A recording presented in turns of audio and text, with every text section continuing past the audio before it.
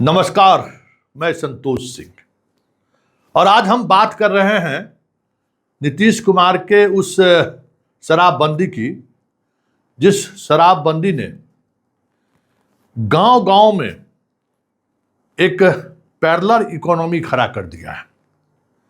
आप किसी भी गांव में जाइए, जिसके पास महंगी गाड़ी हो, 4 पाँव वाला गाड़ी हो, 4 व्हीलर, 1-2 लाख रुपए का बाइक मिले हुर करते हुए, अच्छा खासा मकान मिले, समझ जाइए कि शराब माफिया का है। हर गांव में आपको इस तरीके का एक रहन सहन वाला परिवार आपको मिल जाएगा। मतलब पैरेलल इकोनॉमी खड़ी हो गई है और अब इस इकोनॉमी पर कब्जा करने को लेकर गैंग वार शुरू हो गया है पूरे बिहार में। आए दिन जो ये घटनाएं घट रही हैं, हर्ष फायरिंग, किसी के घर पे चढ़ के मार देना, सोशल मीडिया पर ठाए ठाए करना, ये सब क्या है? सब उसी का साइड इफेक्ट है। पैसा, पर्याप्त पैसा है। एक बार एक मोटरसाइकिल से गए, डिलीवरी कर दिए, 1000 रुपया पॉकेट में, दिन भर में 2-3 हजार कमा लेना है और फिर रील्स बनाना है, पिस्टल चमकाना है, मस्ती करना है, स्मैक गांजा पीना है। यही बिहार के गांव-गांव में एक नया प्रचलन शुरू हुआ है। कह सकते हैं उड़ता बिहार।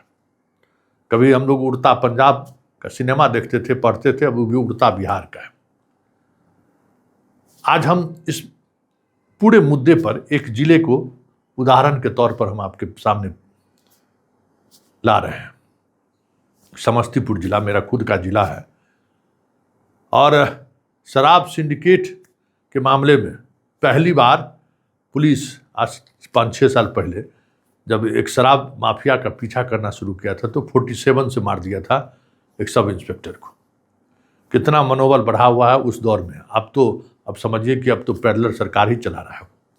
कोई एसपी हो, कोई थानेदार हो, कोई डीएसपी हो, अगर शराब के सिंडिकेट चलाने वाले को अगर आप दबिश बनाए तो रोज हंगामा होगा जिला में। एक्सीडेंट हो गया, वहाँ तोड़फोड़ शुरू कर देगा। कोई छोटी मोटी घटनाएं घटी तो हजारों लोगों को रोड पर उतार देगा, मतलब तबाह कर देगा पूरा पुलिस मशीनरी को। भागते रहिए, ये स्थिति है। पिछले 72 घंटे के दौरान समस्तीपुर में 2 बड़ी घटनाएं घटी है। एक घटना चकमहेसी थाना क्षेत्र में जहां 2 लोगों की हत्या हुई है। चौधरी या प्रभात चौधरी या प्रभाकर चौधरी, जो भी यूथ है, जो तस्वीर देख रहे हैं, यही लड़का है। 2 दोस्तों के हत्या। ये समस्तीपुर के शराब सिंडिकेट चलाने वाले में एक बड़ा नाम है और इसकी हत्या हो जाती है वर्चस्व को लेकर। इसको कुछ दिन पहले शराब मामले में ही जेल में था तो कोर्ट परिसर में इस पर गोली चली थी। मतलब अब वहाँ गोलियां चलनी शुरू हो गई है। और पिछले 3-4 वर्षों के आपराधिक इतिहास पर अगर गौर करिए तो 50 से अधिक मर्डर हो चुका है सिर्फ शराब के सिंडिकेट को लेकर। और देर रात जो एक सनसनीखेज मामला प्रकाश में आया है, 10 जून को, ये छोटू है, बच्चा का देख रहे नहीं फोटो, ये गायब हो गया। और कल रात को इसका डेड बॉडी 20 फीट गड्ढे के अंदर से बरामद हुआ है। नंदू सिंह, ये नंदू सिंह है। नंदू सिंह ने इसका अपहरण किया और इसकी हत्या कर दी। गुनाह क्या था? इसका बड़ा भाई जो कभी नंदू सिंह बहुत बड़ा शराब कारोबारी है। सरारंजन विधानसभा क्षेत्र इसका विद्यापति नगर घर है। हमारे जो उप मुख्यमंत्री हैं उसी के कंस्टिट्यूएंसी के खास लोग हैं। नंदू सिंह शराब का बड़ा कारोबारी है, माफिया है कह सकते हैं। इसका भाई और उसके बीच कुछ बात को लेकर, उसी शराब के बात को लेकर ही विवाद बढ़ा तो नंदू सिंह ने पुलिस से मिलकर इसके भाई को पहले जेल भिजवा दिया। 2 बार ऐसी घटनाएं घटी। एक बार नंदू सिंह खुद शराब के खेप को लेकर जा रहे थे, इसके भाई ने उसको पुलिस से पकड़वा दिया। दूसरे पुलिस टीम से मिलकर।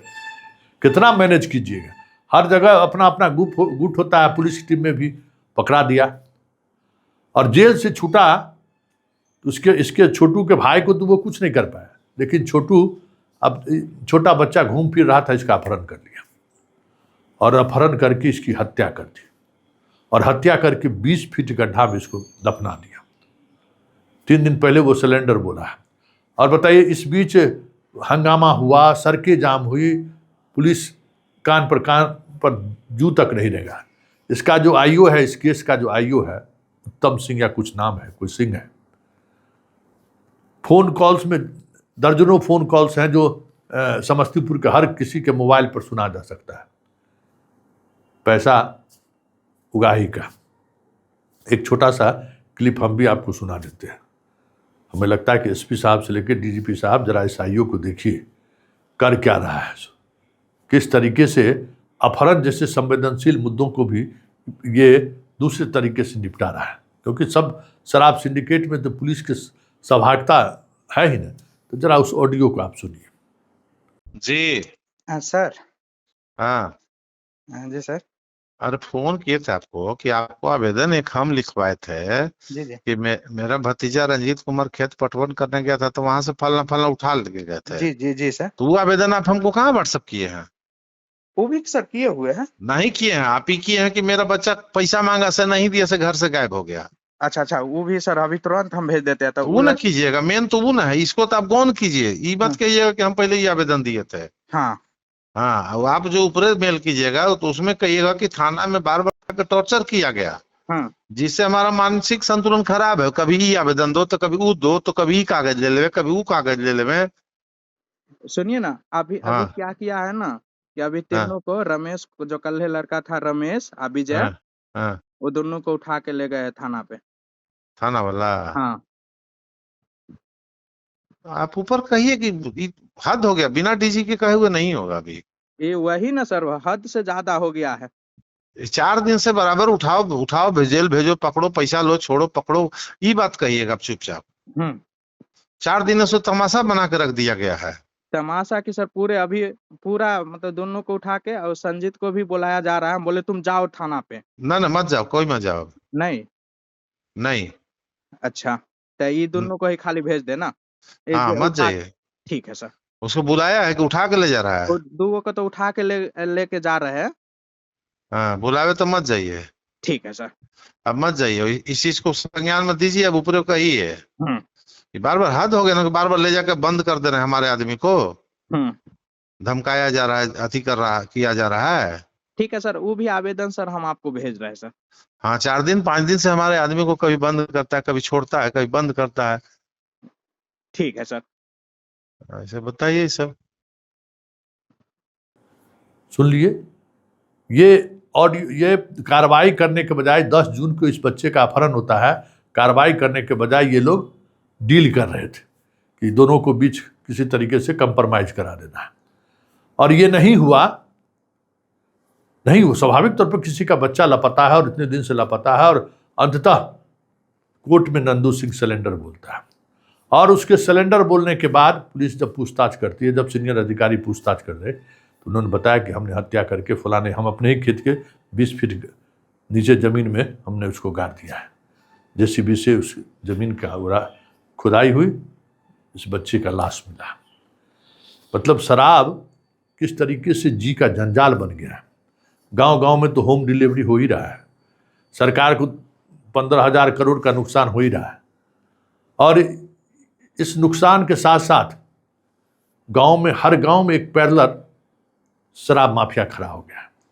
शराब मिलना और आसान हो गया। पहले तो आपको प्रखंड या अनुमंडल या जिला मुख्यालय आते तो शराब की दुकानें मिलती थी। हाँ, कुछ प्रखंड मुख्यालय पर दारू की दुकानें आपको जरूर मिल जाती थी, लेकिन यहाँ तो आना पड़ता। अब तो होम डिलीवरी है, और होम डिलीवरी का आलम यह है कि हर गांव में एक सिंडिकेट है, उसके साथ 10 यूथ है, मोटरसाइकिल से पूरा ये खेल चलता है।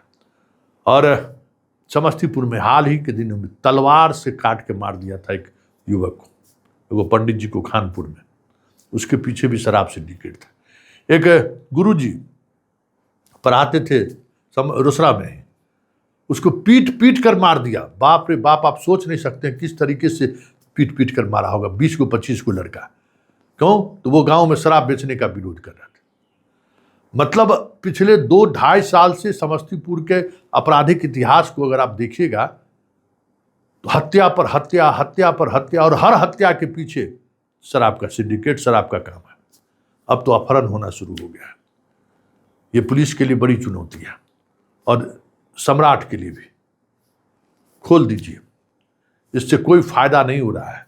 हाँ, इतना सख्ती बरतिए कि पीकर अगर परिवार के साथ मारपीट करते हैं या गोली चलाते हैं या और भी गैरकानूनी काम करते हैं और पकड़े जाते हैं, सार्वजनिक जगह पर पी नहीं सकते हैं, यही धारा लगे उसको, और कठोर धारा लगाइए।